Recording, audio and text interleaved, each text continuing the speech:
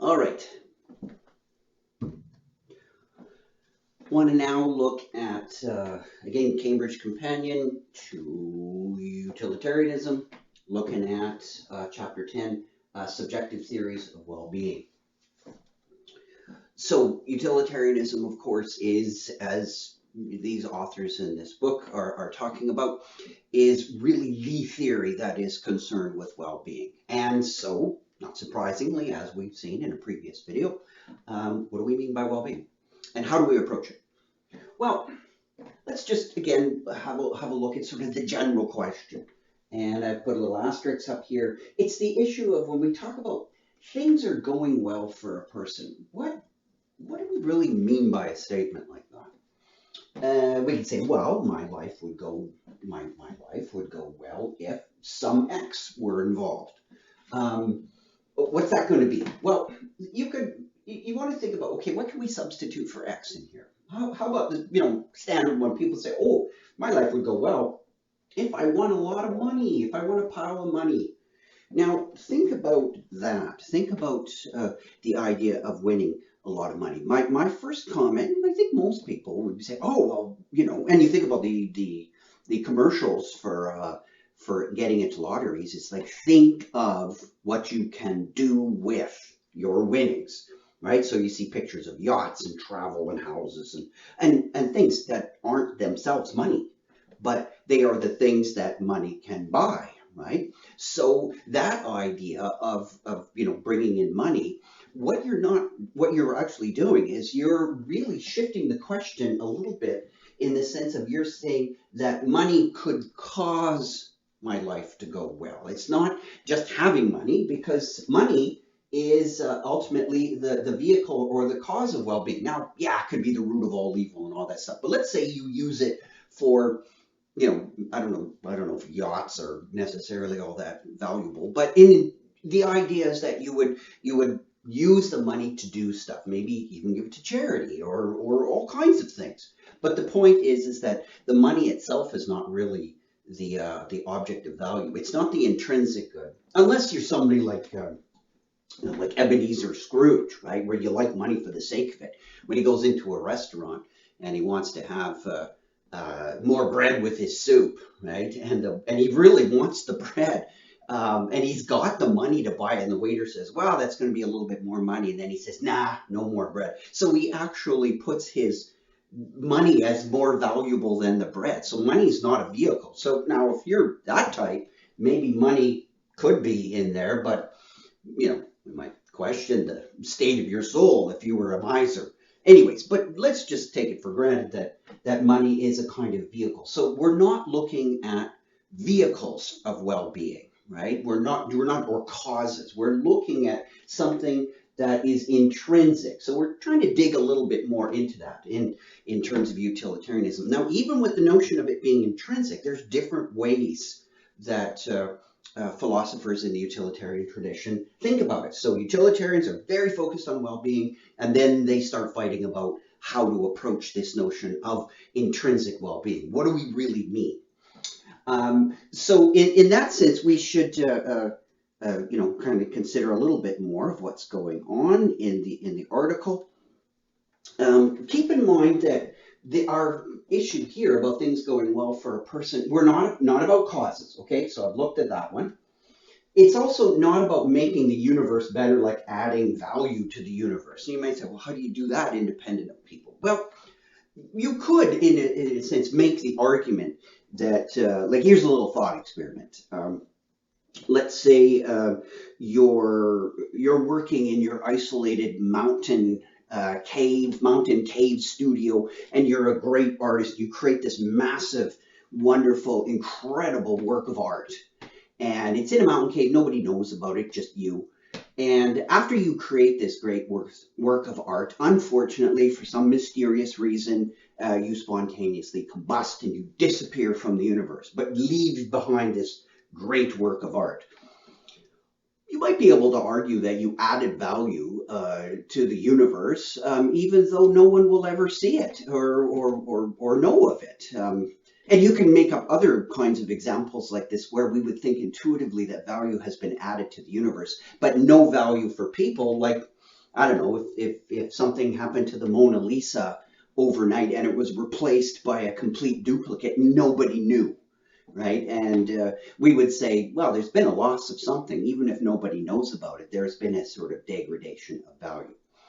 You might want to argue and say, no, as long as people don't know about it, it doesn't matter. But you could also make the argument, as philosophers have, that there is a notion of value independently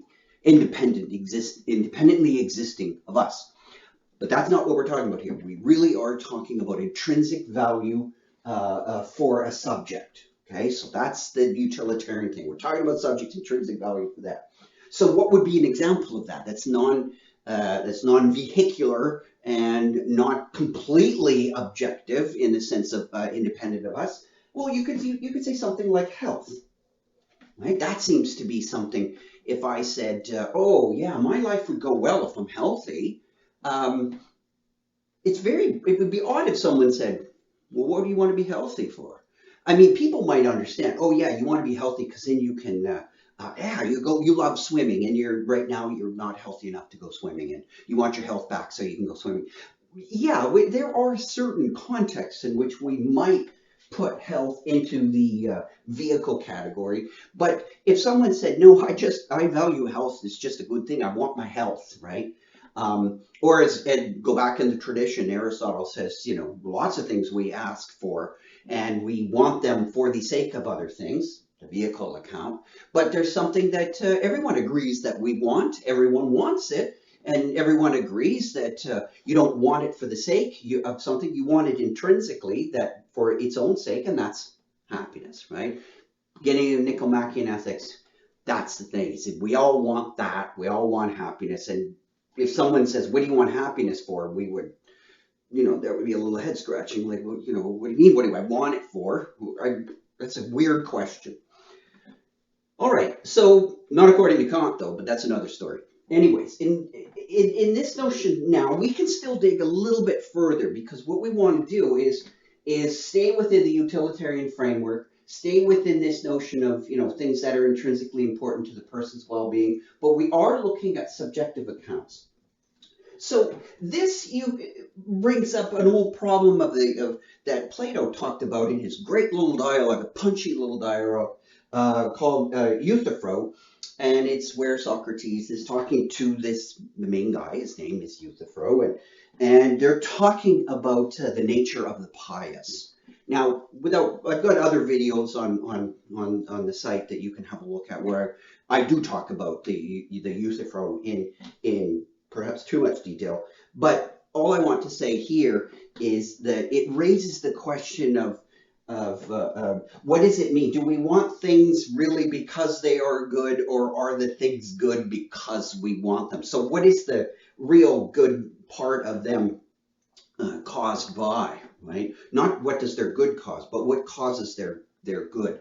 And in this sense, the Euthyphro puts forward a couple of different ideas, and these have come down in various ways through the philosophical tradition and various discussions. And here we meet up with it. So, is the good in here really a complete good in itself, or is it really a good in itself because it's wanted by the subject? So, health, we'd say, yeah, I want health for itself, but really what makes it good is that I want it, right? And I don't want it for anything else. I just want it.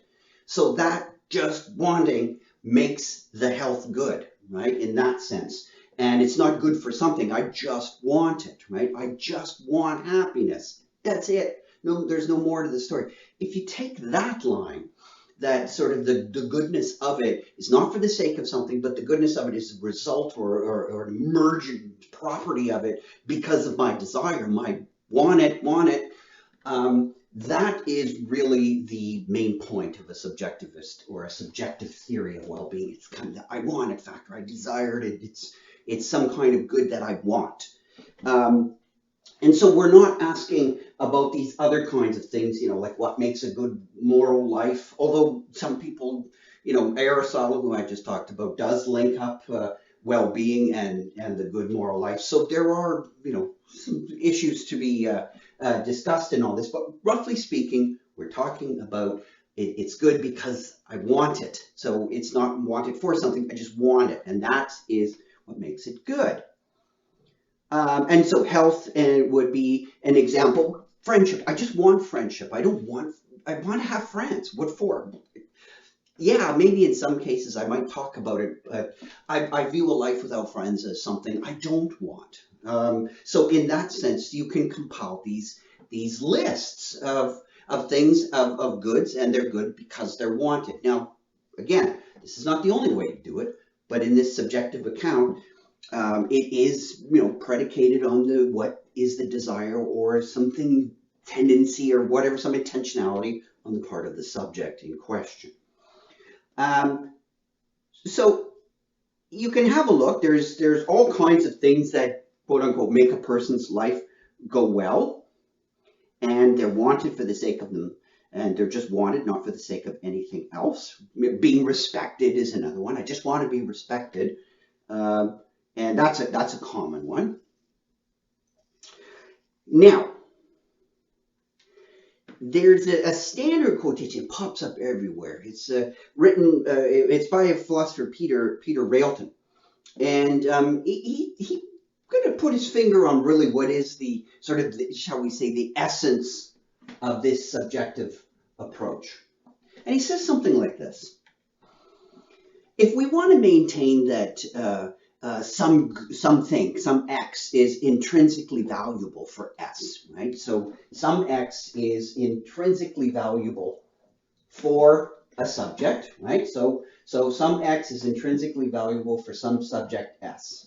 If we really want to say something like that, he says then it must be the case that that this X here that's intrinsically valuable to S, it must have some connection, right? Some connection. He doesn't spell it out in detail, but it must, the intuition is that X has to have some connection with what S finds interesting, compelling, at least to some degree. Maybe it's not overwhelmingly compelling, but if something is going to be intrinsically good for me, I would have to want it in some way. And I might really want it or want it a little bit. But if you're going to say it's a good for me, I have to have some drive towards it. He says, if you say something's good for me and I'm like, I couldn't care less about it, it means nothing to me, then he says that, well, that would be, to quote, an intolerably alienated conception of someone's good. So if I said to you, here's something that's good for you, and you're like, I couldn't care at all, it would be an odd thing, says Railton, it would be sort of this alien kind of good that I'm foisting upon you, that you're like, no. So he says that there has to be some kind of connection with us in order to avoid this alienated sense of the good. So this idea of something being good that's totally alien to you, this is very counterintuitive. And you might say, well, so much the worse if it's counterintuitive, who cares? But thinks this argument has some force. This reasoning has some force to it. That if we are going to talk about your well-being, it has to relate some way to your desires or what you want in your world, right? So wants, desires are an intrinsic part of it, and you can't get around that. And so that's really the essence. And I think he's put his finger on the essence of the subjectivist position. That doesn't mean that that's the last sort. That's just the beginning, sort of the kernel or the essence of the idea of subjectivist notion of well-being, and that sort of this characterization that it has to fit into, shall we say, the field of the subject's desires and wants. And now you're off to the races. You can unpack that in a variety of ways. So the rest of the chapter does just that. It goes into different versions of subjectivism, like hedonism, pleasures, and enjoyments. Maybe that's it. It might be a kind of version of desire theory where fulfilling desires of some way. A lot of these things aren't radically separate from each other, but they contain that kernel that Railton talks about, that they're related to this field of the subject's inclinations or attractions, however you want to put it. But there's still lots of room for play in unpacking exactly what is meant by the theory. But that's at least the So we say the essence of it.